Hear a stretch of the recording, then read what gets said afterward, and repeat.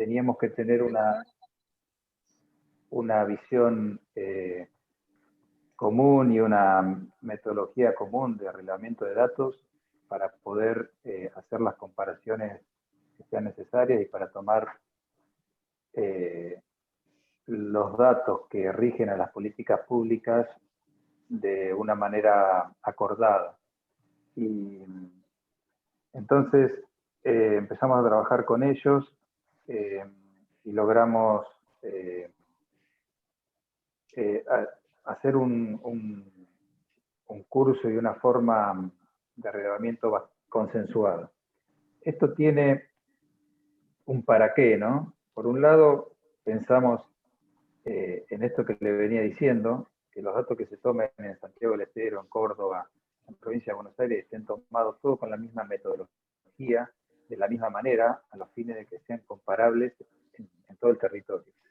Y por otro lado, nosotros estamos iniciando un proceso de acompañamiento a los promotores y asesores de los grupos de cambio rural, con lo cual intentamos fortalecer el rol del promotor asesor a través de herramientas técnicas. Una de las herramientas técnicas que proponemos es esta, de empezar a recabar datos con una metodología concreta para que estos datos puedan servir para tomar mejores decisiones dentro de los establecimientos que integran el programa Cambio Rural.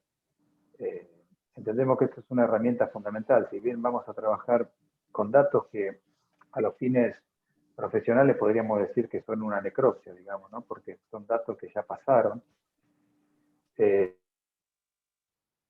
Pero esto nos permite, con cierta repetibilidad, trabajar en planificación de una manera más concreta y ordenada y poder arribar a mejores resultados.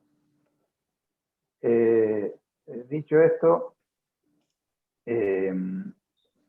vamos a darle paso a una presentación institucional, a las personas que acordaron y nos respaldan en este trabajo. Por un lado, la tenemos a Consolación Otaño, que es la coordinadora de la Subsecretaría de Ganadería y Producción Animal, que le voy a pedir a Consolación que nos dé la bienvenida.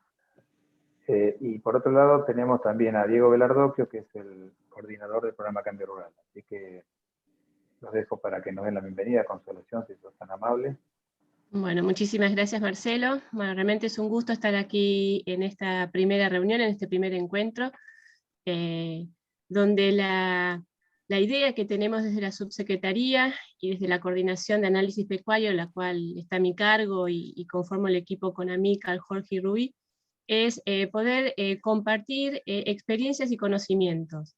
Para nosotros Cambio Rural es muy importante, es una herramienta que ya está por cumplir 30 años, con lo cual fíjense la vigencia que tiene, la cobertura espacial que tiene, la diversidad de producciones que contempla, y realmente es una red de información y de experiencia que tenemos que en el buen sentido explotar.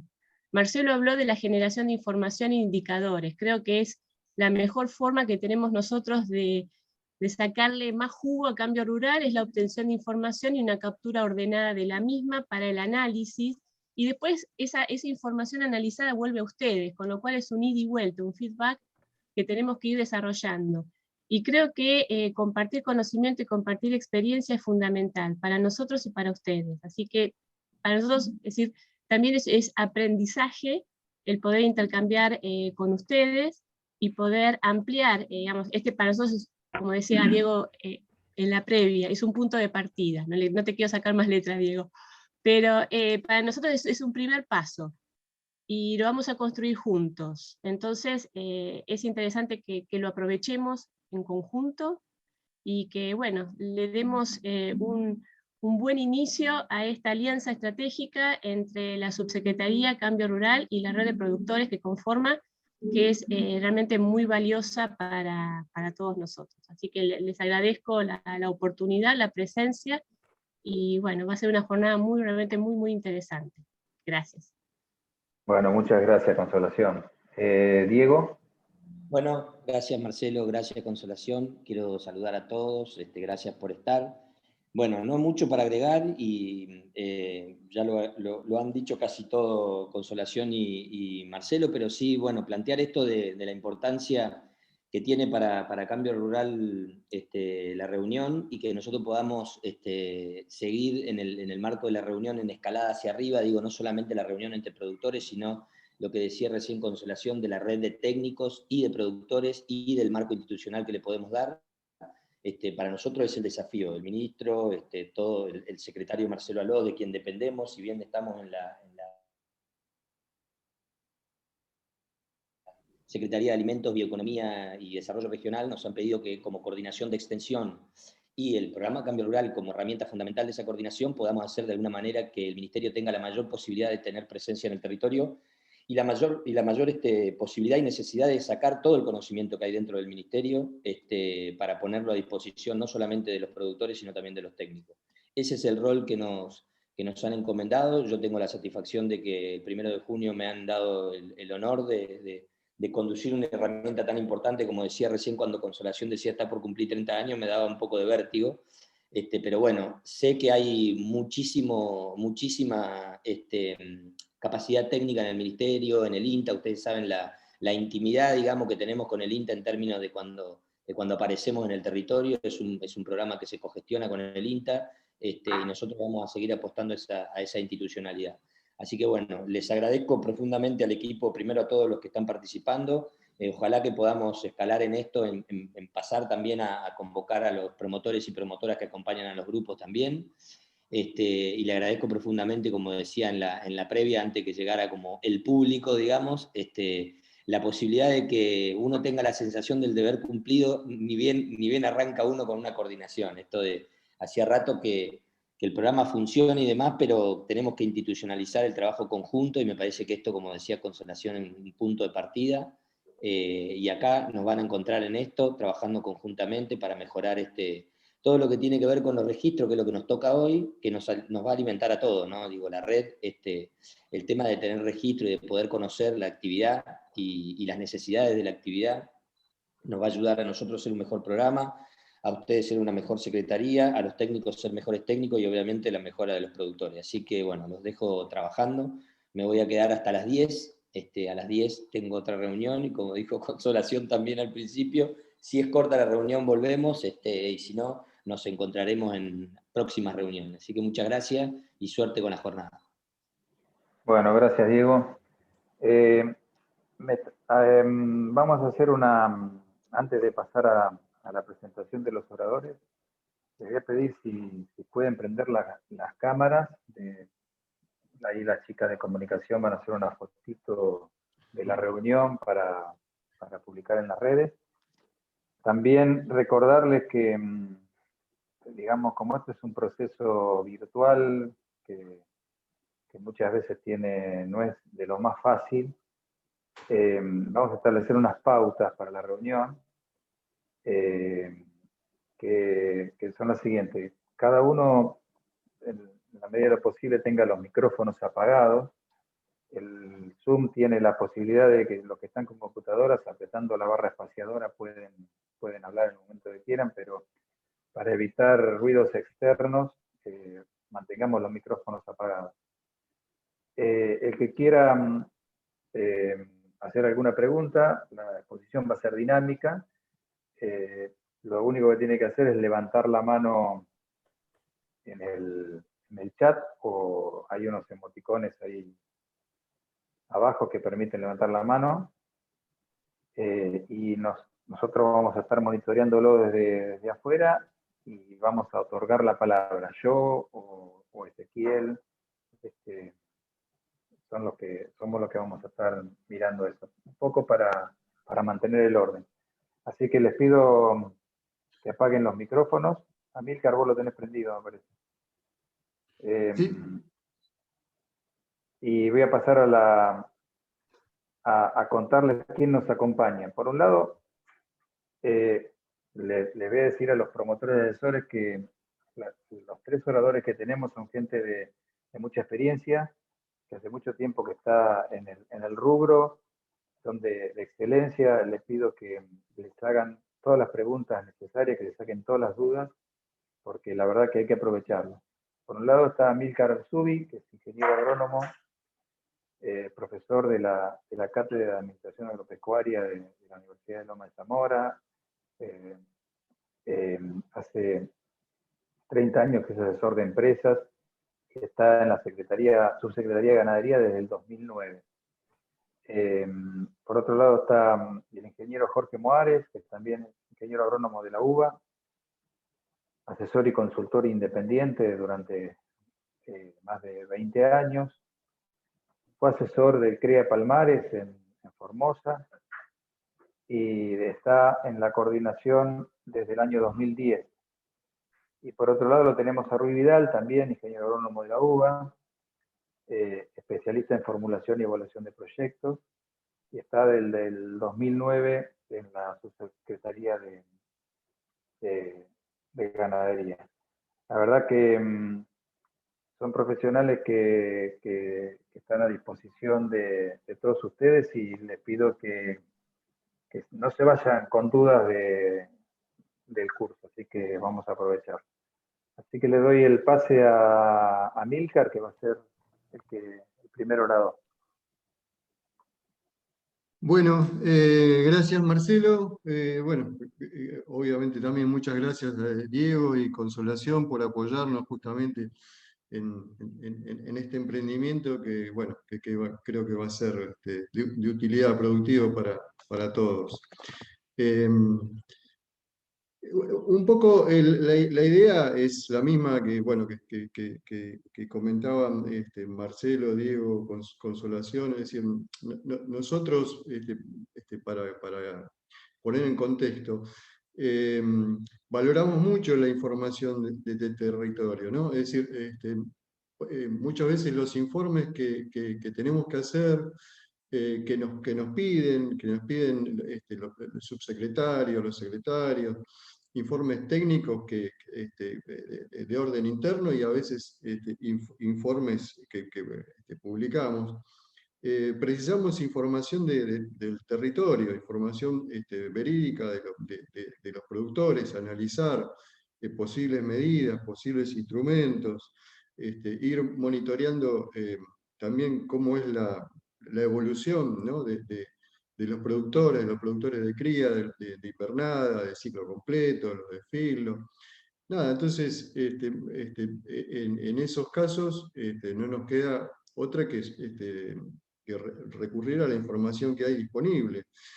Y a veces, un poco lo que nos da un poquito de bronca es que esa información disponible tenemos que ir a consultar a referentes de cualquier lado, ¿no? Que nos dicen, referentes a lo mejor del sector privado que no conocemos, o incluso trabajos a veces antiguos, y justamente, digamos, teniendo la posibilidad de tener los datos de primera mano, a través justamente de ustedes, que son los responsables de trabajo en territorio, entonces me parece bárbaro digamos, si esto que vamos a encarar sirve para las dos cosas, ¿no? Es decir, un poco para nutrirnos a nosotros de la información que después nos solicitan, digamos, información real, y a la vez que sirva para que cada uno de ustedes pueda evaluar la marcha a través de los años, de los distintos ejercicios, de la marcha productiva de cada uno de los campos, de cada uno de los productores, incluso de cada región, ¿no? Y hacer análisis comparativos en cada región. A través de indicadores físicos, un poco qué es lo que vamos a ver hoy, algunos indicadores físicos de producción de carne, indicadores de producción bueno, por empezar hay que sacarlos, recopilar la información. Y más adelante vamos a intentar también sacar indicadores económicos con algún grado de aproximación. Obviamente tampoco van a ser súper exactos, pero tratar de apuntar a que sea algo sencillo y que puedan recopilar información rápidamente, ¿no?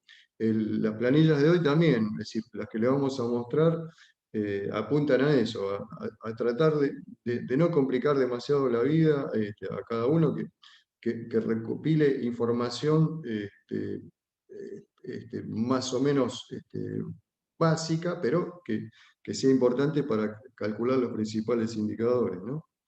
Entonces, bueno, nada, ese es un poquito el marco en el que vamos a mostrarle las planillas. La presentación la va a hacer Jorge Muárez, y bueno, nosotros, en la medida de, por ahí con Ruby acotamos en la medida que avance, y vamos a dejar las preguntas para el final, ¿no? Es decir, hacemos la exposición primero nosotros y después al final sí, hacemos algo más dialogado, si quieren, con preguntas y respuestas. Así que, bueno, nada. Bueno, eso. gracias, Amílcar. Perdón. Antes de que pase Jorge, ¿sí? No, perdón, una cuestión operativa. El chat está desactivado. No sé si es a propósito o... Ahí lo vamos a ver con los administradores. Magdalena, no empieces a cuestionar nada, que te reviento. No, porque te vi a vos, Amílcar, y dije, no, lo cuestiono, lo cuestiono. Ahora lo vamos a ¿Todo bien? Todo bien, Amílcar. Bueno. Un placer ver. Gracias, Magdalena. No, de nada. Marino. Sí. Mirá, me renombré, ¿viste? Les hice caso, me muy renombré. Bien. Bueno. Una cuestión antes de pasar a Jorge, y que tiene que ver también con el espíritu del curso. Están casi todas las provincias representadas, creo que falta una o dos, están todas las provincias representadas. La ganadería tiene su particularidad en las diferentes regiones. La tecnología que hay en Entre Ríos o en Corrientes o en Misiones, de forma y en cómo se relevan los datos, va a hacer que podamos comparar y tener la certeza que estamos buscando. Así que celebro que están casi todas las provincias representadas. No vamos a hacer la presentación uno por uno, porque si no estamos mucho tiempo. Así que pasamos a Jorge, si les parece, y el resto desactive los micrófonos, por favor. Bueno, hola, ¿me escuchan? Sí, perfecto. Sí. Genial. Bueno, buenos días a todos, es un gusto estar con ustedes.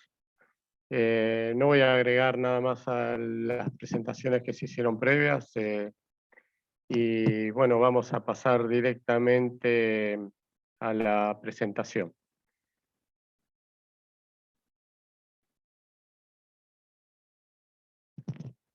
Un segundo.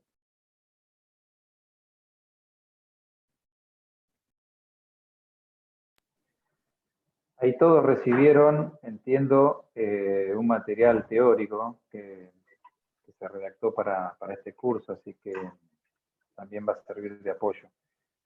Después que termine el curso le vamos a mandar las planillas y todo lo que sea necesario como complemento. Bueno, ahí se está viendo la presentación, ¿no? Sí, Jorge. Bueno, perfecto.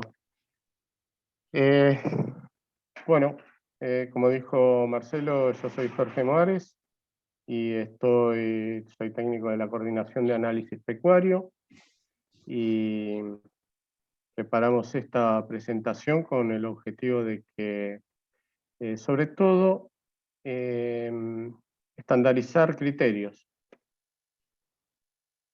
A ver, que no quiere pasar. Bueno, este es el temario que vamos a ver. Primero lo que es cálculo de la superficie ganadera, después producción de carne y finalmente los indicadores. En cuanto a superficie la superficie que vamos a contemplar para lo que es analizar la producción de carne, nos vamos a restringir en lo que es superficie útil. Ya sea la superficie que se cede en alquiler a terceros, o superficie improductiva, que pueden ser montes cerrados, que los animales no entran, que no tienen ningún destino, eso lo vamos a dejar afuera. Y dentro de la superficie útil, en cuanto a lo que es el análisis de la producción ganadera, entra ya sea superficie propia como alquilada. Y después podemos hacer las discriminaciones, ¿no?, entre lo que va a superficie para agricultura o las actividades ganaderas. En las actividades ganaderas es siempre, por lo menos mi experiencia es que es siempre muy difícil separar completamente lo que va para ovinos, equinos y ganadería, si es que existen en un establecimiento. Pero en general hay cierta división. Y nos tenemos que restringir a esa restricción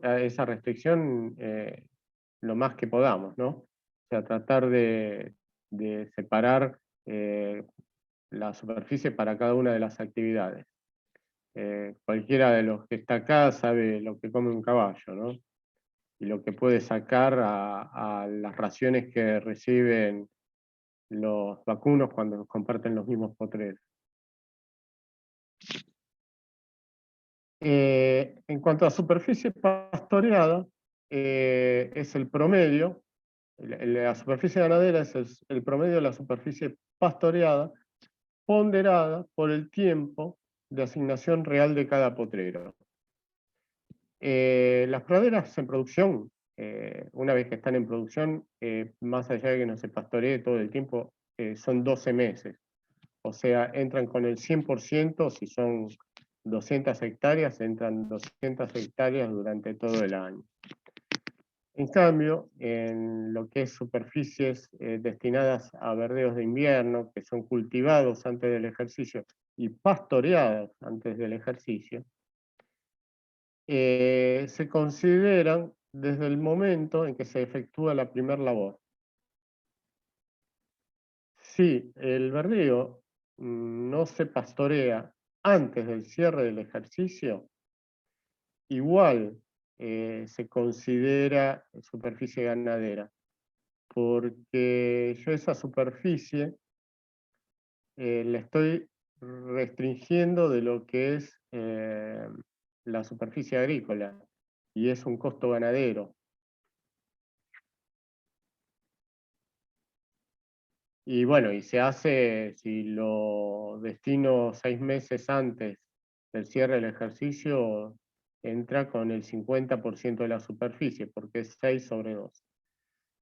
En cambio, en las praderas sin implantación, se consideran desde el momento que se pastorean por primera vez.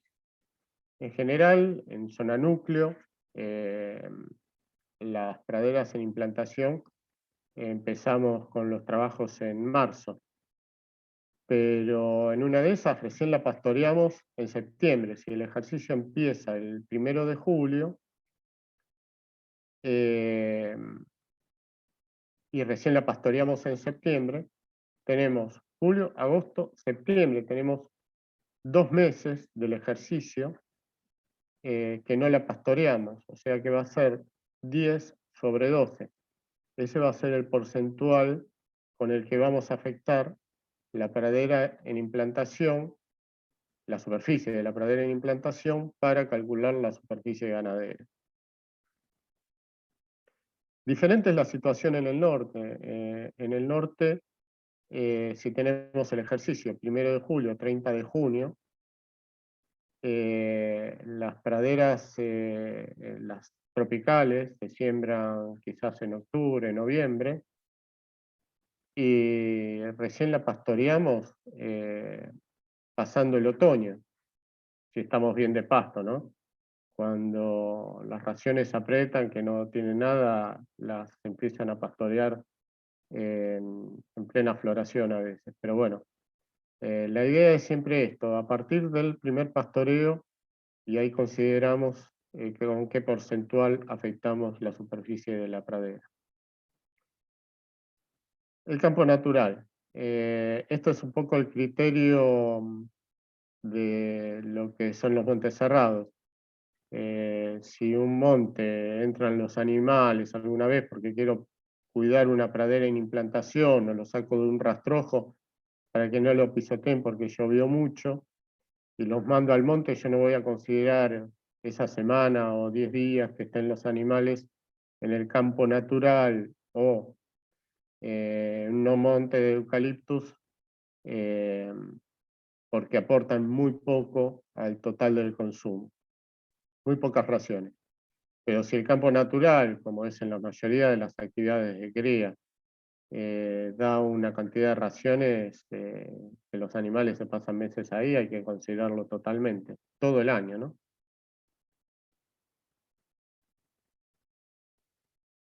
Y bueno, y los rastrojos pastoreados, estos de nuevo, también hay que considerar esa cantidad de raciones, y si ahí están 2 meses, obviamente hay que considerarlo. Es desde el tiempo que entran a pastorear hasta que se retiran. Y siempre afectando ese mes, mes y medio, lo que sea, dividiéndolo por 12 para sacar el porcentaje que afecta a la superficie. Aclaraciones. Acá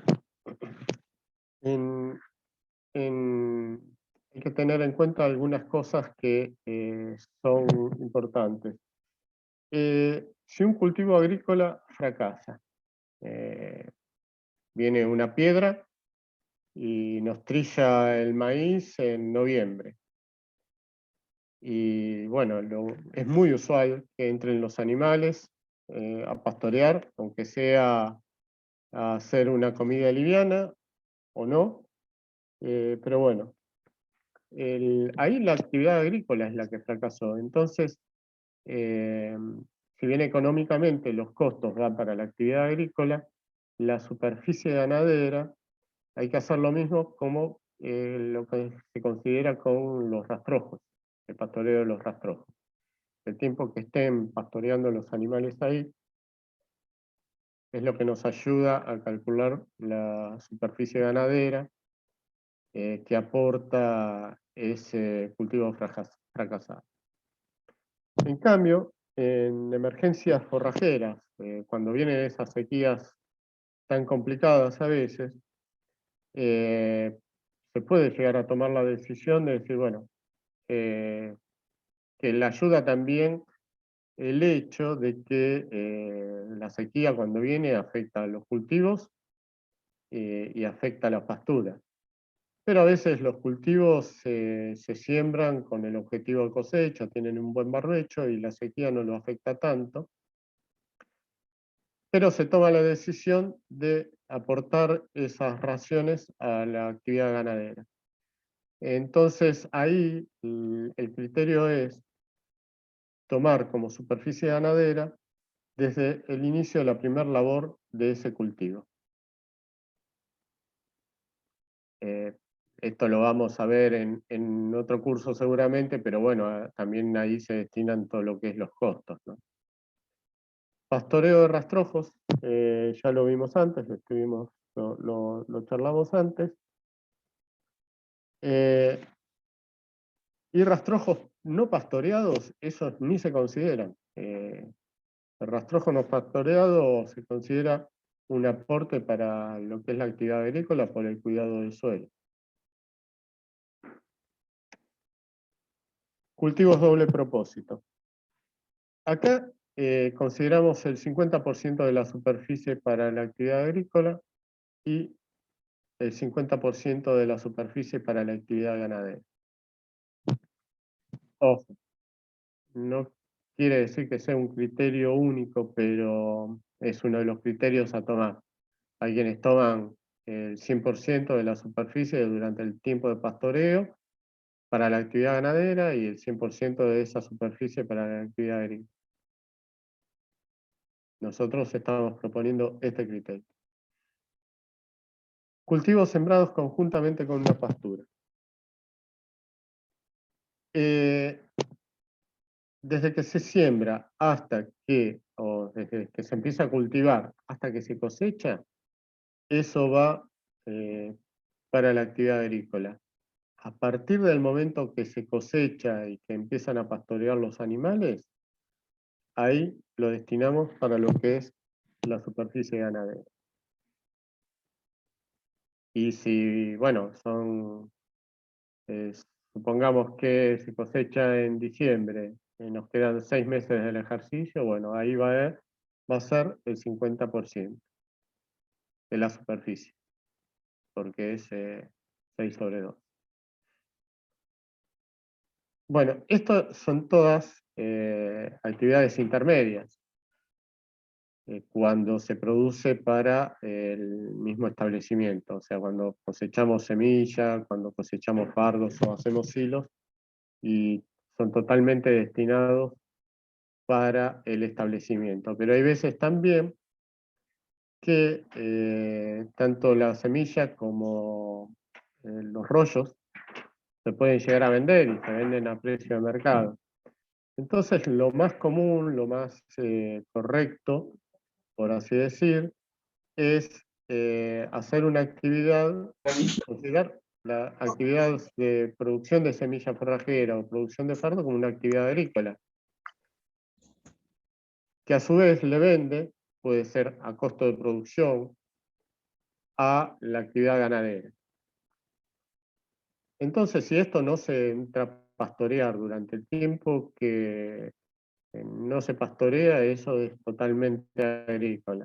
Ahora, si nosotros cosechamos el heno y entran los animales, cosechamos los rollos, de lo que sea, y entran los animales a pastorear, ahí lo consideramos una superficie ganadera. Y si entran previo también, a no ser que estén muy poquito tiempo, y primer criterio es decir, bueno, estos son muy pocas raciones que están aportando, no lo consideramos como superficie ganadera. Pero que quede claro, porque el silaje es carísimo, y si yo después, en lo que es la gestión económica, le estoy vendiendo ese silaje a costo de producción, póngale 30 centavos de dólar el kilo de materia seca. En el total es un montón de plata. Yo encima que le estoy vendiendo el silaje carísimo, además estoy castigando la superficie ganadera con más superficie que la del silaje. Entonces, lo más correcto en ese caso es no considerar las superficies de estas actividades, que son en definitiva actividades de cosecha, como superficie ganadera. Hasta tanto no se pastorea. Bueno, engordes a corral, creo que está claro, pero no son superficie ganadera. Lo más correcto acá es calcular la producción de carne del engorde a corral, calcular la producción de carne de la actividad ganadera pastoril, y después hacer un análisis de la producción ganadera total, integrada. Pero obviamente una superficie ganadera de los corrales no tiene sentido, porque aparte me desvirtúa totalmente cualquier análisis. Bueno, y la superficie no explotada, lo charlábamos antes, que no se pastorea, no hay que considerarla dentro de lo que es la superficie ganadera. Nos estamos refiriendo, por ejemplo, pasturas que no se tocan en absoluto, pasturas, lagunas en las cuales los animales no entran, por ejemplo. O barbechos que los animales no entran porque son barbechos para la agricultura. Ojo, acá hay por ejemplo, hay lagunas, yo mencioné lagunas recién. Los que trabajan en el norte sabrán lo que es las virtudes del canutillo. En las lagunas, esas que a veces duran todo el año, y que el canutillo es un forraje de primera calidad, donde se meten muchas vaquillonas de recría, ahí sí hay que considerar, por más que sean lagunas permanentes, si yo voy a pastorear ese recurso, tengo que considerarlo como superficie ganadera. Bueno, ahora no sé si hay alguna pregunta hasta el momento. No, vamos bien, Jorge. Cualquier ¿Vamos cosa te bien? aviso. Bueno, empezamos con lo que es el cálculo de la producción de carne. Vamos a ver estos ítems.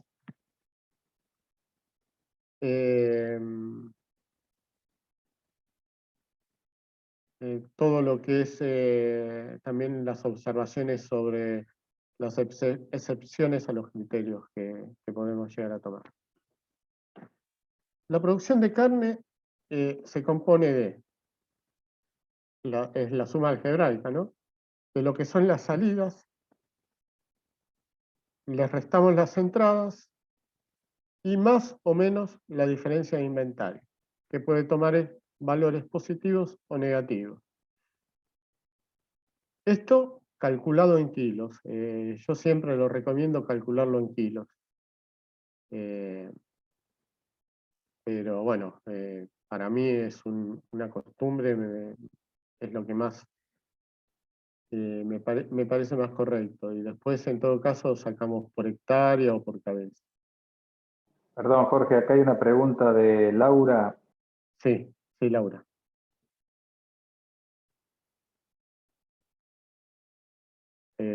No escucho nada. Perdón. Acá Laura Aripe pregunta. Los cultivos de cobertura que suelen usarse para pastoreo, ¿cómo se consideran? Bueno, a ver, voy a volver a la presentación, a esa parte. Son los cultivos sembrados conjuntamente con una pastura. Era lo que te decía. Si yo ese cultivo de cobertura después posteriormente lo cosecho, hasta ahí considero superficie agrícola. A partir de que lo cosecho y lo empiezo a pastorear, se considera superficie ganadera. Perfecto. Y preguntan también el año, ¿cómo se considera el año ganadero? ¿De qué fecha a qué fecha? Y lo habitual es que lo consideremos a partir del... A ver, lo habitual. Habitual, vamos a sacar esa palabra. La mayoría de los establecimientos agropecuarios en Argentina hacen el ejercicio desde el 1 de julio al 30 de junio.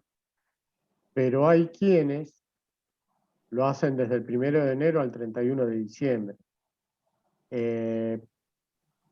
Por una cuestión en zona núcleo, bueno, en zona pampeana, por una cuestión de que la mayoría de los ejercicios esto tiene que ver con algún año que salió una ley, yo ahora no me acuerdo bien el detalle, pero hace muchos años los ejercicios contables eran a partir del 1 de junio.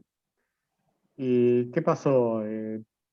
Lo más lógico, si yo hago un inventario para lo que es la contabilidad, para calcular todos los impuestos que hay que pagar, lo más habitual es hacerlo el ejercicio físico, el año ganadero también parejo con el ejercicio contable.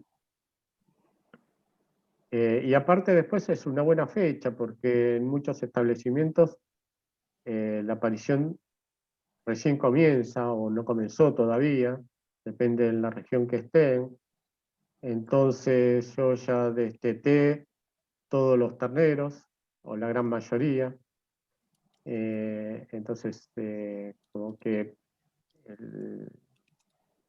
es más fácil hacerlo a partir de esa fecha, pero imagínense que hacer un ejercicio en el medio de una aparición ya se complica. Perfecto. Yo lo recomiendo siempre hacerlo junto con el ejercicio contable. Perfecto. Jorge, acá dice Héctor Oscar Lorda, ¿cuál es el criterio de no considerar superficie ganadera en pasturas en implantación hasta el primer pastoreo? Porque esto viene un poco de la mano con lo que se hacía antiguamente con la rotación pastura-cultivo agrícola. La pastura se hacía para reconstituir el suelo cada tantos años, cada 4 años. Y si yo lograba una buena pastura, eso durante 4 años me iba a estar aportando materia orgánica, estructura, nutrientes al suelo, que después de 4 o 5 años iba a roturar para hacer otro ciclo de cultivos. Y en la medida de que eso un poco se hace por costumbre. Pero además, yo esa pastura no la estoy pastoreando durante marzo a septiembre. Son 6 meses. 6 meses que yo estoy implantando esa pastura, pero forraje no está aportando nada. Esa es la idea de no considerarlo superficie ganadera. Perfecto. Buenísimo. Acá dice Varilla Graciela, la superficie destinada a silaje para consumo, ¿no debe considerarse ganadera? En la explotación tiene este destino. Lo que pasa es que el silaje yo se lo voy a cobrar a la ganadería.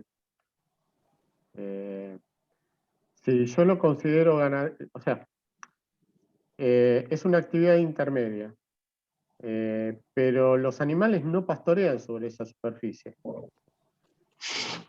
El forraje se está aportando en un silo.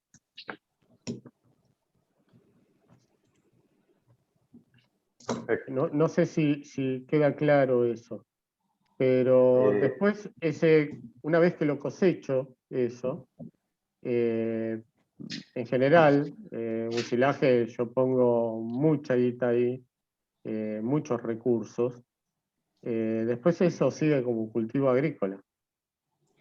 El tema es que quizás hay que engancharlo acá con la parte de gestión económica, ¿no? Es decir, desde el punto de vista de análisis económico, es lo que dice Jorge, es decir, cada materia seca cosechada con el silo de maíz, por ejemplo, si se hace una transferencia de la agricultura a la ganadería, y entonces la ganadería le paga al maíz a un costo interno, ¿no? Obviamente se saca el costo de todo eso y la ganadería le paga. Entonces, quizás si analizamos la parte física solamente, nada, por ahí habría que incluirlo, ¿no, Jorge? Pero digo, normalmente las gestiones son físicas y económicas, por eso el criterio de Jorge, ¿no? De decir, bueno, después le paga, la ganadería le tiene que pagar el costo de producción de ese kilo de materia seca de silaje, ¿no? Claro.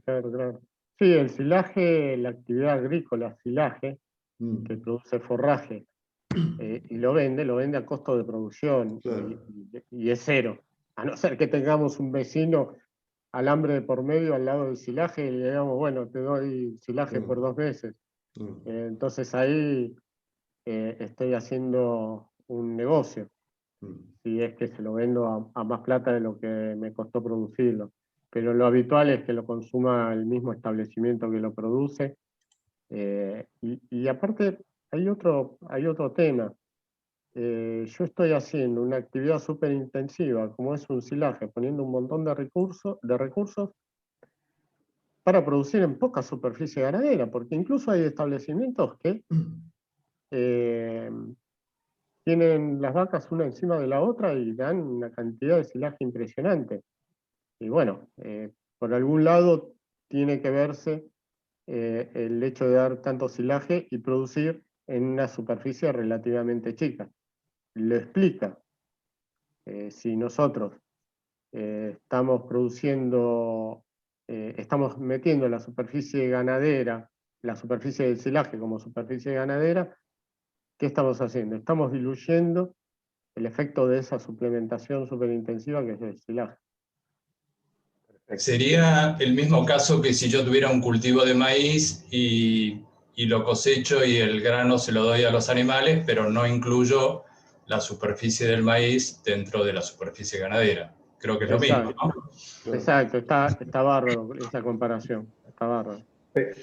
Muchachos, le damos paso a otra pregunta de Diego del Campo sobre superficie y avanzamos porque los tiempos nos apremian. En todo caso, después que al final queda abierto otro espacio más. Dice Diego del Campo, con respecto a los cultivos de cobertura, muchas veces se los pastorea previamente y habría que asignárselo a la ganadería.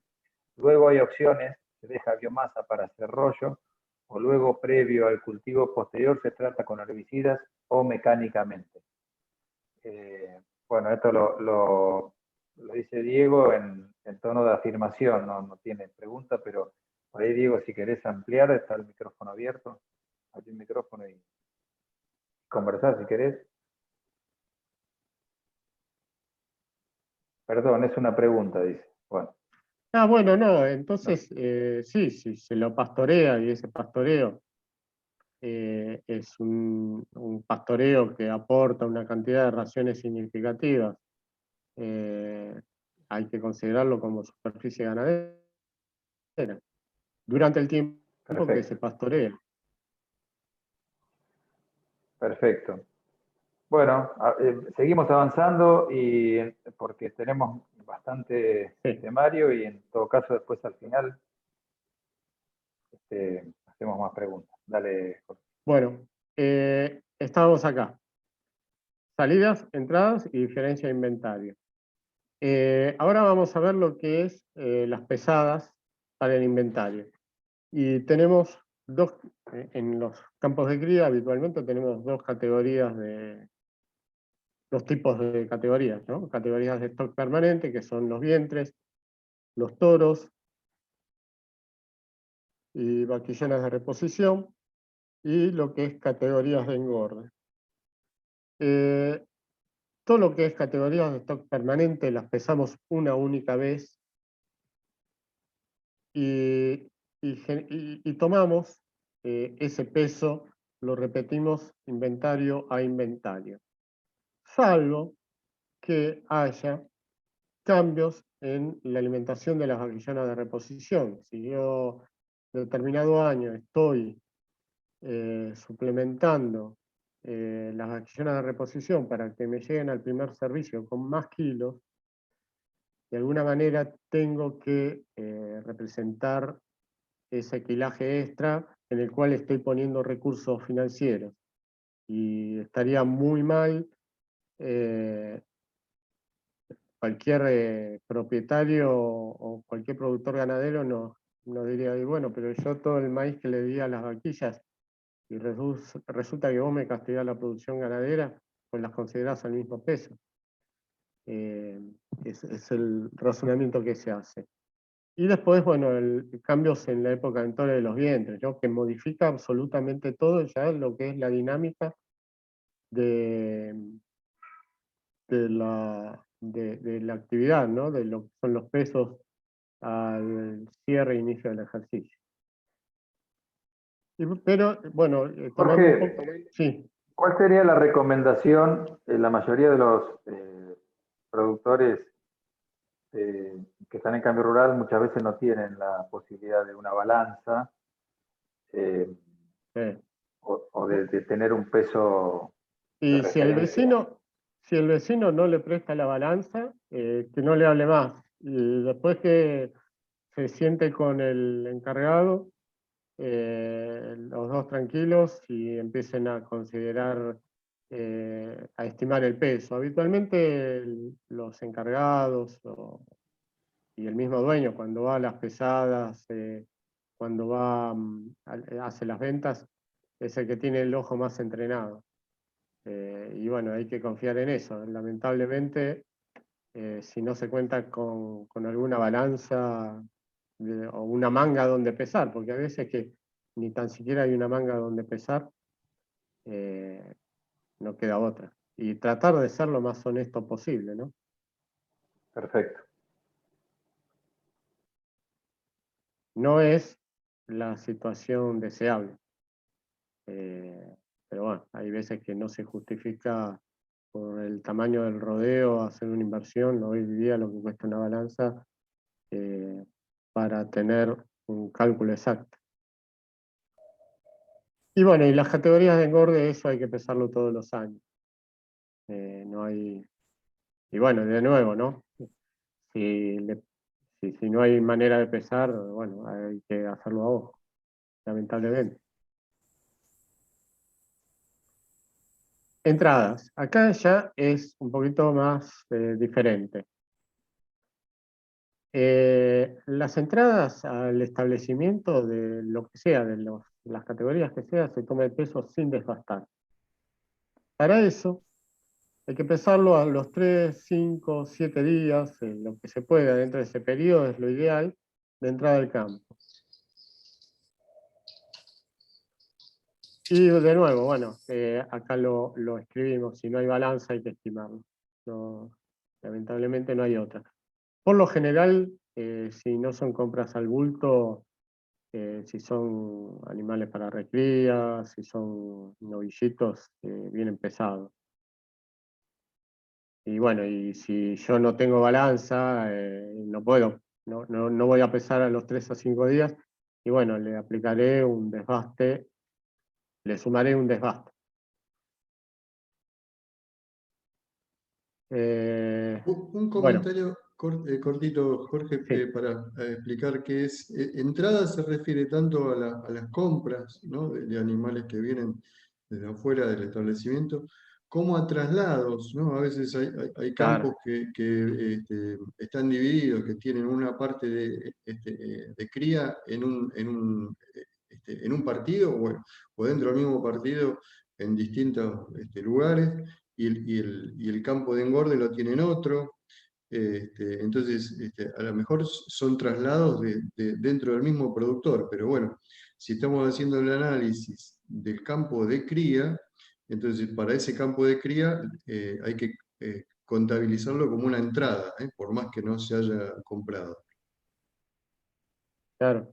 No, e incluso una entrada es cuando yo tengo, supongamos que las vaquillonas de recría están en un feedlot. Están dentro del mismo campo, pero estuvieron en el feedlot. Cuando vuelven al rodeo, esas vaquillonas entran como una entrada, por más que estén en el mismo establecimiento. Jorge, Sí. acá hay Pablo Baliña. Si querés activar el micrófono, Pablo, pues dice condición corporal para arrimar. Si querés ampliar, porque no entiendo qué es lo que ya dijo Jorge, pero si querés ampliar está en condiciones. Si no, seguimos. No, simplemente que puede ser una medida, si bien no es una medida directa del peso, puede ayudar a la estimación de una condición del rodeo en general para tener una estimación de un peso promedio. Puede ayudar la tecnología, condición corporal. Sí.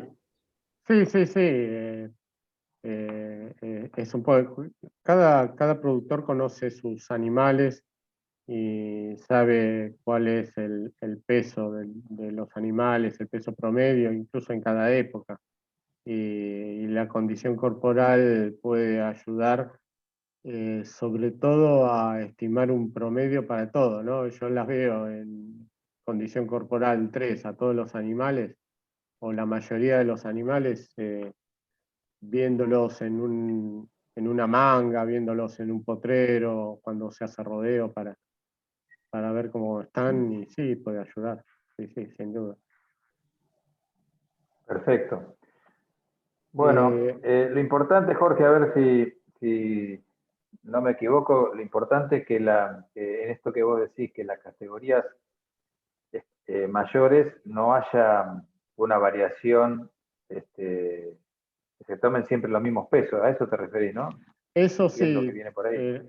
al inicio y cierre del inventario, salvo que no haya, lo que decíamos antes, salvo que no haya cambios en la época del entore o en las vaquillonas de recría, haga una suplementación, por ejemplo, que me las hace llegar al 1 de julio con más peso, no debería considerar una variación del peso con el que se considera al 1 de julio. O, por ejemplo, hay una sequía atroz. Y bueno, sí, de alguna manera, si mi rodeo es rodeo de cría, y castigué de una manera porque no había pasto, no tuve manera de alimentar a los animales, y sería muy poco, o sea, no sería razonable considerar el peso al 1 de junio cuando los animales pesan 40, 50 kilos menos. Ahí tengo que poner, sí, bueno, porque pues si no voy a tener en el historial una producción de carne muy buena, resulta que estoy mintiendo. Perfecto.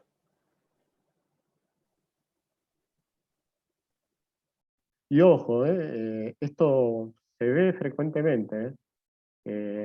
No, se toma el criterio, y en los grupos, a mí me pasó de tener campos que estaban con sequías muy bravas, 2008, 2009, muchos se acordarán, y resulta que querían considerar los pesos al 1 de julio igual, porque no, el criterio es ese, bueno, pero el criterio es este cuando no hay variaciones significativas, pero después de años como esos, el criterio hay que dejarlo de lado y poner un poquito más, ser más,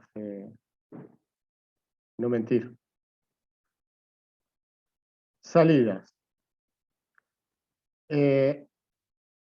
Si el peso en destino no lo vamos a tener, el peso en destino es el peso desgastado, tenemos que pesar en el campo y restar el desgaste promedio. Y si la venta es a rendimiento, o sea que nos pagan la carcasa, nos pagan la res, también tengo que tomar el peso en el campo, porque si no, no voy a poder calcular nada. Y si no puedo pesar en el campo, porque no tengo balanza y no hay balanza en el camión no pasa por ninguna balanza pública, tengo que aplicarle el peso promedio, el peso estimado. Pero tengo que tener algo, no puedo no estimar. Y hay que estimarlo en el momento, porque después la memoria falla, y anotarlo. Bueno, en ventas al bulto, de nuevo, ¿no? Si son muchos animales, tomo una muestra representativa y estimo, o los peso.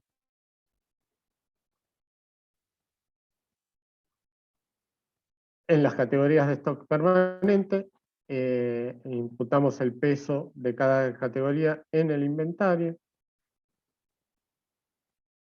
y cuando los animales salen del campo y no se pesa, se toma el peso en destino, pues una venta común, es lo conveniente es hacer un cálculo del desbaste normal del campo. Si yo tengo muy poco a distancia de destino o muy larga, ese desbaste va a ser diferente. Entonces, incluso puedo llegar a tener 2 porcentajes de desbaste dependiendo del destino. Así que es muy útil hacer un cálculo de desbaste normal para cada distancia, para cada destino que tengo. Porque si no tengo el peso en destino, estoy frito.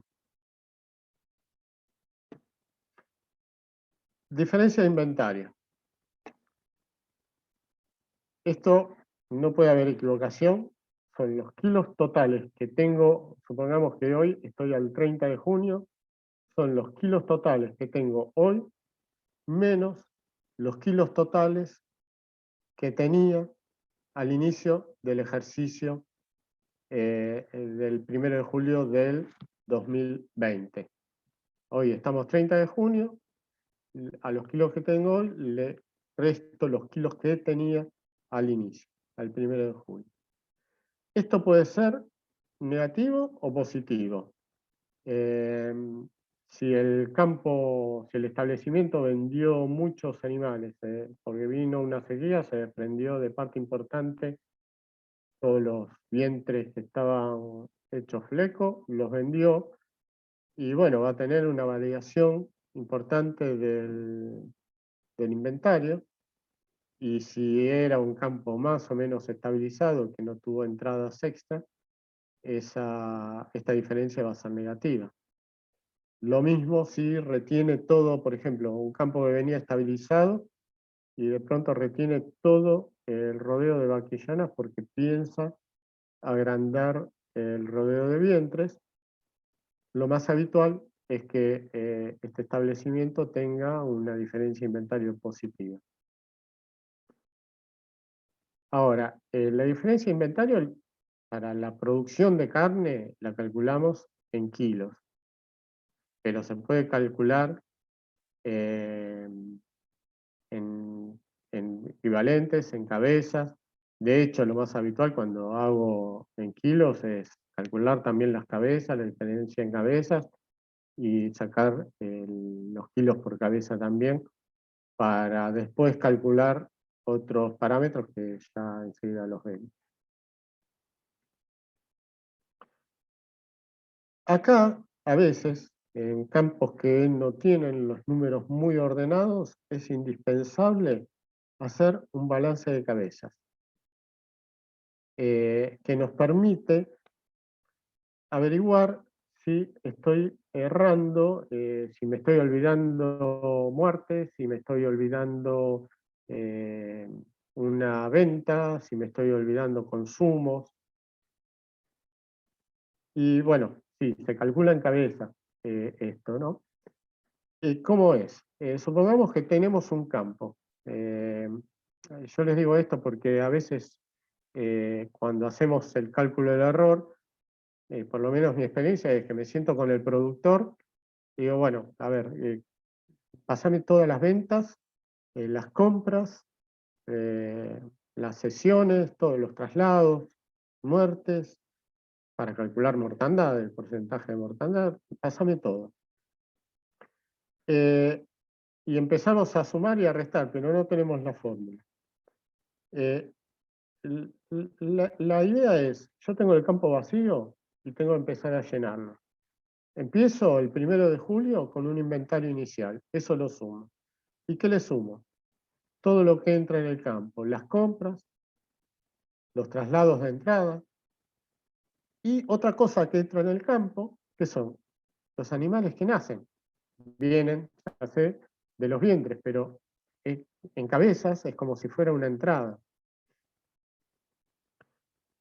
Y ahí cerramos todo lo que es las cabezas que suman. Llego al 30 de junio y tengo que desocupar el campo. ¿Qué es lo que considero? Esta vez restando todo. Las ventas. Todo lo que se vendió ya no estuvo. Al 30 de junio ya no está. ¿Qué salió también? Las salidas por traslado. Los consumos, que en definitiva son ventas. y las muertes. Y también tendría que considerar, si el campo lo tengo que dejar vacío el 30 de junio, sacar todo el inventario.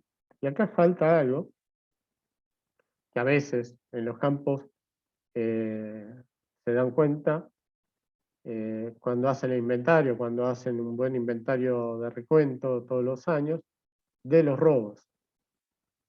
Acá debería estar en esta cuenta también los robos. Así que en la presentación que le vamos a mandar, le vamos a incluir los robos acá, para que no haya olvido. Los robos en definitiva son ventas, ¿no? Ventas a costo cero, a valor cero. Y esto es el error.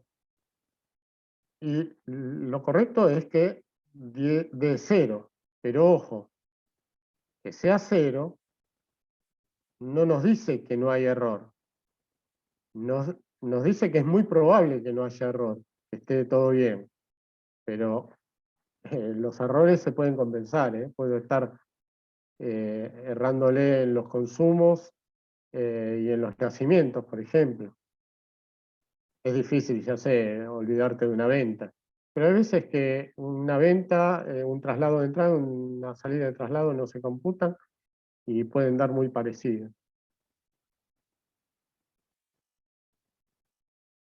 Y algo acá que tenemos que considerar. Nacimientos estrictamente no es. La palabra correcta sería destetes, porque desde que nace un animal, desde que se lo señala hasta que se lo desteta, hay un trecho. Y lo que entra en el inventario son los destetes, no los nacimientos. Así que eso también lo vamos a corregir. Bueno, ahora ya empezamos a tomar lo que es la producción de carne y calcular los parámetros de eficiencia, que nos van a hablar de cómo, aparte de la producción de carne por hectárea, nos van a hablar a qué se debe esa producción de carne. La producción de carne es un cálculo de rentabilidad. Básicamente es eso. Es lo que yo produje, todos los kilos que se produjeron en el campo. Ojo, esto se puede hacer por actividad, se puede hacer por ovinos, se puede hacer por equinos y se puede hacer por vacunos. Es lo que yo produje dividido la existencia media anual. Lo más habitual en cuanto a existencia media anual es tomar el inicio, el cierre, el inventario inicio, el inventario de cierre en kilos y calcular el promedio. En campos que tienen ya ciclo completo, bueno, y ni que hablar en los campos de invernada, lo más correcto para calcular una existencia media anual es hacer 3 inventarios intermedios o 2 inventarios intermedios para calcular un poquito más acentuado ese promedio, porque imagínense que si yo vendo toda la recría al cierre del ejercicio, previo al cierre del ejercicio, resulta que tuve una carga más alta, una existencia más alta durante todo el año, durante todo el ejercicio, y la estoy achicando al cierre. Pero en los establecimientos de cría podemos simplificarle mucho en tomar el inicio y el cierre del ejercicio. Bueno, es un porcentaje y lo que les decía es una medida de rentabilidad física del establecimiento. Cada cuánto rota la existencia.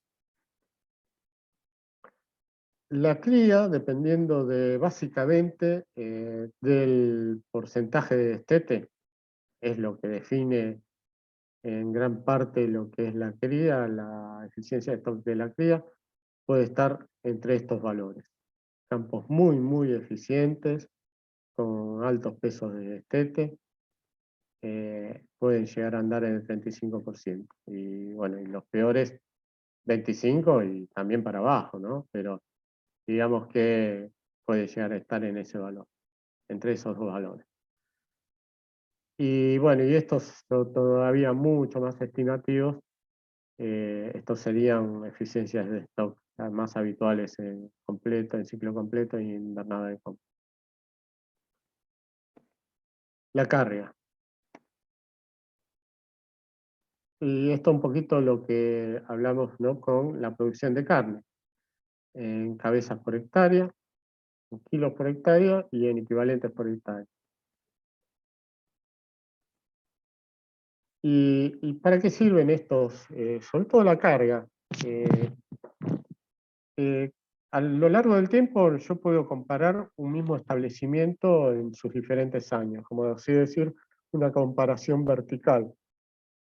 Pero también, y sobre todo cuando estamos en grupos ganaderos, comparar diferentes establecimientos. Y esto a nosotros nos va a hablar del manejo, nos va a hablar de la oferta forrajera, nos va a hablar de la calidad del suelo, de todos los eventos que hubo y que nos ayudan a explicar después lo que es la producción de carne. Peso medio de la existencia, bueno, esto es, de nuevo, el peso promedio de la existencia, la existencia media dividido el inventario promedio de cabeza.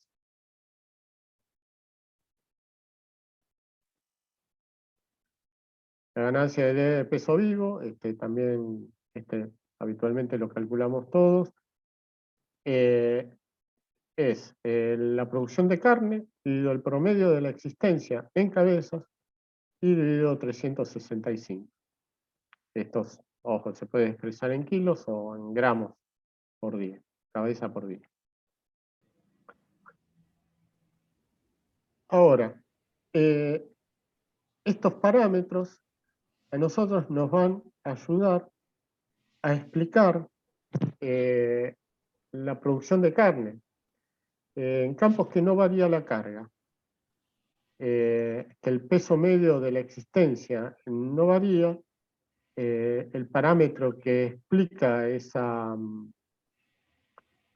una producción de carne más alta sería una ganancia diaria de peso vivo más alta. Si no varían los otros parámetros, el aumento de la producción de carne viene dado por la cantidad de cabezas y kilos por hectárea que tengo en el establecimiento. La famosa curva de Demott, ¿no? Como la ganancia diaria de peso vivo y la carga van trabajando, cuando aumento demasiado la carga me empieza a bajar el aumento diario de peso vivo. Y aparte es lo que nos permite empezar a comparar entre los diferentes grupos el clima, los efectos del clima, del tiempo meteorológico, los efectos de la sanidad en los campos de cría, el efecto de la sanidad sobre la eficiencia del procreo es fundamental. Y si tenemos acá Rui, Consolación, Amílcar, se van a acordar, ¿no? Nosotros conocíamos un encargado de un campo de cría, muy chiquito, 80 hectáreas en Cuenca del Salado, pegadito a la laguna de Chascomús, que venía de los tambos, el famoso Roberto, y el tipo era un maestro en el manejo del pasto, y tenía vos veías el campo ese, y tenía el pasto altísimo, y lo comparabas con el campo al lado, que tenía una carga similar, que estaba dentro del mismo grupo de cambio rural, y era una losa el campo.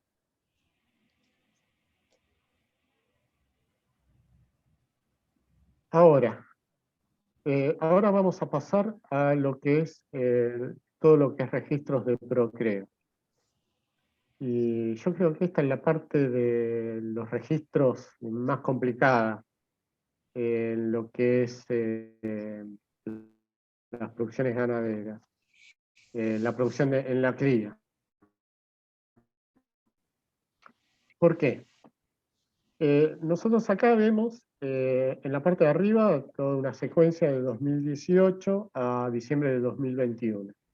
Y vemos que el servicio del año 2018, después tiene el tacto en febrero de 2019, los nacimientos en julio, agosto, septiembre del 2019, y finalmente el destete, pongámosle marzo, abril, mayo del 2020. Estamos contemplando registros de información durante 3 años calendario, durante 2 ejercicios. Entonces, acá de nuevo vamos a empezar ahora con el servicio 2019. Ahí la preñez tacto 2020, la señalada en el 2020 y el destete 2021, la arcación. Esto es un servicio 2019-2021. Es un procreo durante 3 años calendario, durante 2 ejercicios económicos o contables. Pero además, ¿qué vamos a tener? En el 2020 vamos a tener el destete, que no lo anoté, el destete del 2020 que venía del servicio 2018, como está en la parte de arriba. Vamos a tener la preñez 2021, el tacto, la señalada 2021, y después, en otoño del 2022, vamos a tener lo que es el destete. O sea, la cantidad de números que tenemos que tomar cada vez que nos sentamos es relativamente importante y no nos sentamos. Lamentablemente en las recorridas no hay tiempo, el productor quiere ir a ver los potreros, quiere ir a ver los animales, aprovecha la visita del asesor para ver todo, y a todos nos cuestan los registros, a todos es algo que nos embola, y al productor que le gusta menos, porque en general es la parte más floja de los establecimientos. Y bueno, acá les pongo el 20, 21, 22, que era el que poníamos antes en naranja. Es una cantidad de datos que hay que tomar, que a veces si no lo tenemos bien anotados, nos lleva a confusión y no nos permite tomar esto, que es lo que después nos va a servir para evaluar el campo y decirle, mirá, estás muy bien, los porcentajes del procreo son buenísimos o son muy malos. El porcentaje de preñez es este. Yo tengo un amigo que el padre era productor y le preguntaba, papá, ¿qué porcentaje? Ingeniero agrónomo, y le decía, papá, ¿qué porcentaje de destete tenés? Ah, yo del 100%. Claro, él lo calculaba de todos los que destetaba. No, yo desteto a todos los terneros. Y en los profesionales, en los agrónomos, veterinarios, estamos habituados a esto, pero viene bien siempre aclararlo para no dudar con el productor. Bueno, vientres preñados sobre vientres entorados al cierre del entore. Ahora, si yo hice ventas en el medio, esos vientres que se entoran no los tengo que considerar en el divisor, en el denominador.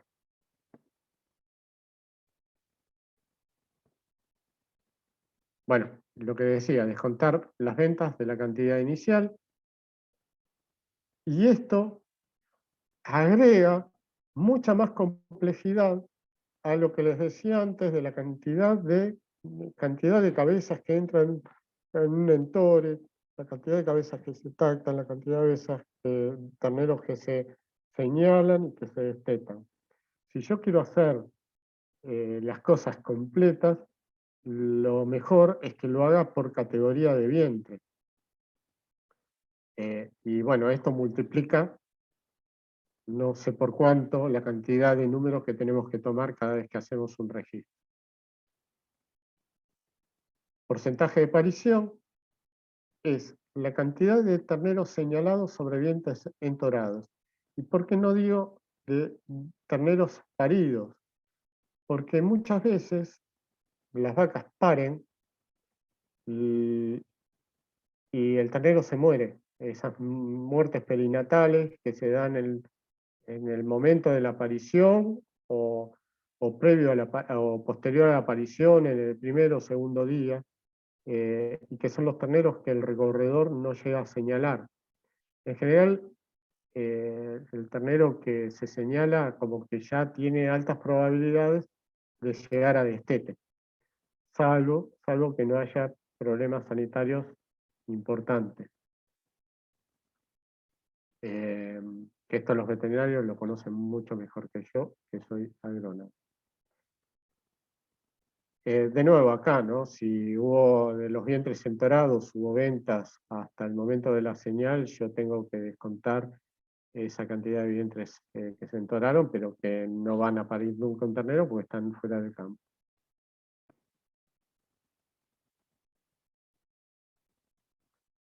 Bueno, esto lo voy a repetir siempre, hay la posibilidad, la suerte que sobre todo hasta este momento, que se pueden hacer cálculos parciales. Después se complica un poquito la cosa porque los rodeos de vacas vientre, de vacas de segundo servicio, de vaquillonas, en muchos campos se empiezan a juntar y ahí ya se complica la posibilidad de hacer porcentajes de preñez, señal y destete para categorías en forma separada. Pero en la medida que se pueda seguir haciéndolo, obviamente que es mucho mejor poder hacer porcentajes separados por categoría. Y este es el más fácil, es el que en general no se le pifia, es el porcentaje de destete, ¿no? Y siempre, bueno, acá puede llegar a haber venta de vientres previas a la marcación, pues ya son cerca del destete, ya son terneros logrados, y ahí hay que descontar de los vientres entorados, obviamente. Pero ojo, si se hizo una venta, yo puedo considerar esos terneros destetados, porque en definitiva los vendí, y si no los considero, capaz que estoy errándole, ¿no? Porque estoy modificando los porcentajes relativos.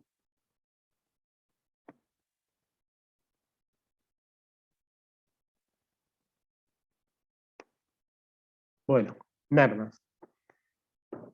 Esto voy a tratar de ir despacio y por favor, si hay alguna duda, no duden en preguntar, no se queden con ninguna duda. Hagan todas las que sean necesarias.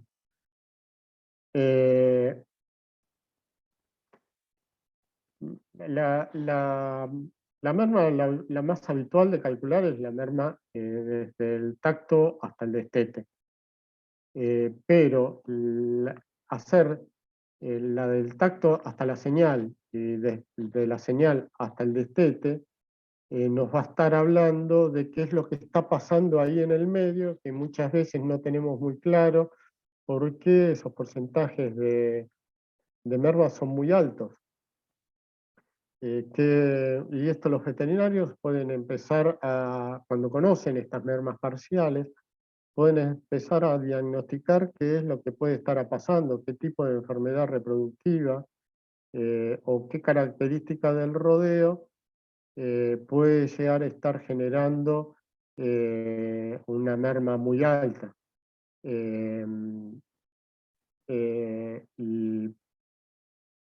Y también, por ejemplo, cuál es la categoría que tiene ese problema. En definitiva, empezar a tomar decisiones y dar recomendaciones para mejorar todo esto.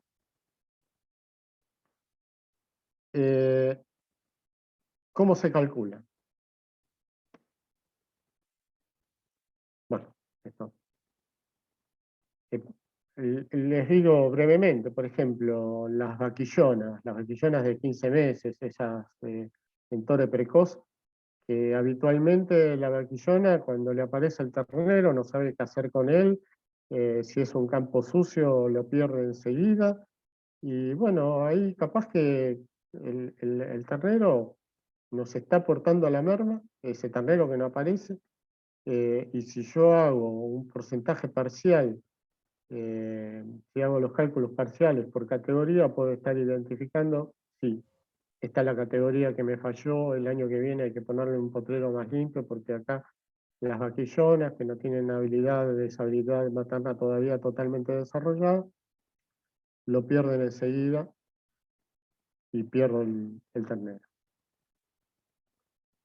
Merma total, esto lo decíamos, es los vientres preñados que no destetan ternero, o terneros destetados menos vientres preñados, esto siempre se calcula en cabezas, ¿no?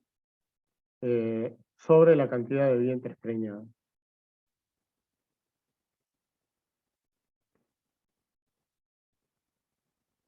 Ah, perdón, estaba dando para atrás. Y es la pérdida de terneros que podría haber tenido de no haber ocurrido esa merma entre el tacto y destete. Porque nunca voy a tener más terneros de los vientres que preñé. Ahora las mermas parciales. La tactoparición, o sea, hasta la señal, es la cantidad de vientres preñados menos la cantidad de terneros señalados. O sea, son las pérdidas entre que yo hice el tacto hasta que señalé. Y acá, de nuevo, entran todos esos terneros que los vientres nacieron, los terneros nacieron, pero no se llegaron a señalar. Esto siempre es positivo, siempre los terneros señalados son menos que los vientres preñados.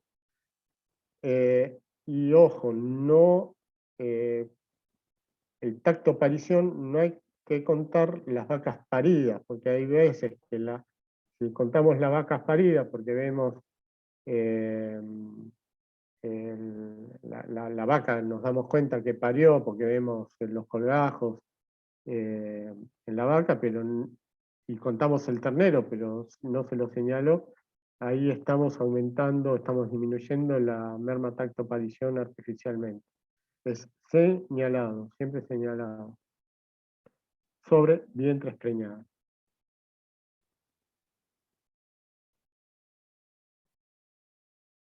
Y ahora, la señal marcación es hasta el destete, o sea, el potencial de terneros que podía destetar en el momento de la señal hasta el destete sobre los terneros señalados. Esto es importante. No es sobre la cantidad de vientres preñados. ¿Por qué? Porque la merma total no es la suma de las mermas parciales. ¿Y por qué no es la suma de las mermas parciales? Aunque lo pareciera, dije, bueno, perdí tantos terneros, un porcentaje, otro porcentaje, lo sumo. Es una cuestión matemática. ¿Por qué? Porque el denominador de estos dos coeficientes, de estos dos porcentajes, es diferente. Yo no puedo sumar, esto es matemática del primario, fracciones con denominadores distintos.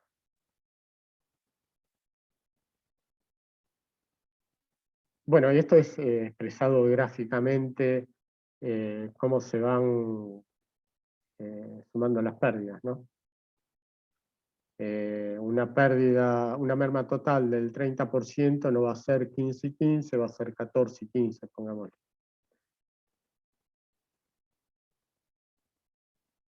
Acá, bueno, habría que ver los números como son para ver ese 45% de merma total. Perdón, no es 45. Es del 24 al 45, la merma. O sea que sería 21% la merma total. Ahí.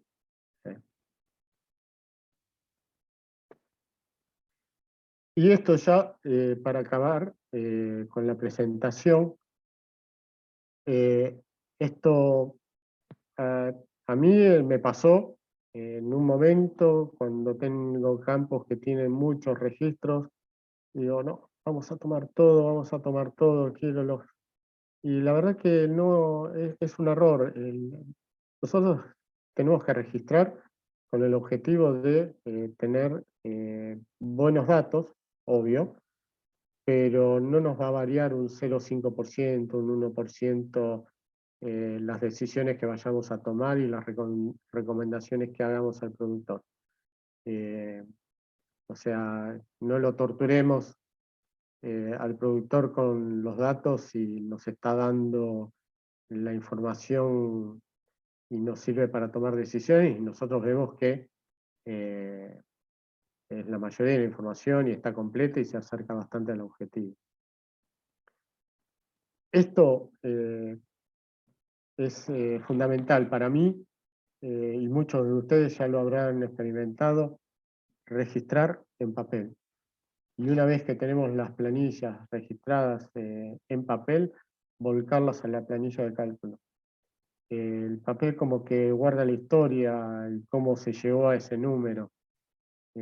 Hasta los borrones vemos. Ah, no, mirá, acá borroneé, era otro el número. Esto para mí es fundamental. En papel, independientes para cada campo y bien ordenadas, bien diseñadas. Bueno, y obvio, si llevo planillas en papel es porque no confío en la memoria y no se lo recomiendo a nadie. Y ustedes habrán visto, si yo tengo que registrar todos los registros de procreo en un campo de cría, por categoría, no sé, hay que ser Rayman. Bueno, los más añosos o los menos jóvenes saben de qué estoy hablando, para poder tener todos esos números en la cabeza y no cometer errores. Y por último, sí, chequear los resultados, ¿no?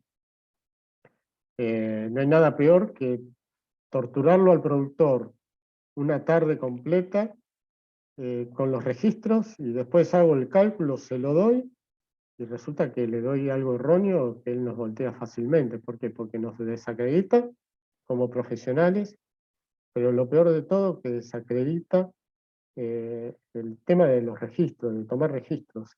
¿Por qué? Porque lo botanea el productor y el productor no quiere que lo botonee, siempre tienen amor propio y no les gusta presentar malos índices frente a los otros compañeros del grupo. Así que en eso hay que tener mucho cuidado. Obviamente que si él nos da un porcentaje, un valor, una cantidad de cabezas errónea, no nos puede achacar a nosotros cometer ese error, sino que es un error de él. Pero el objetivo es tener buenos resultados, o sea, no buenos resultados, resultados exactos, para poder caracterizar bien qué es lo que está ocurriendo. Bueno, nada más. Bueno.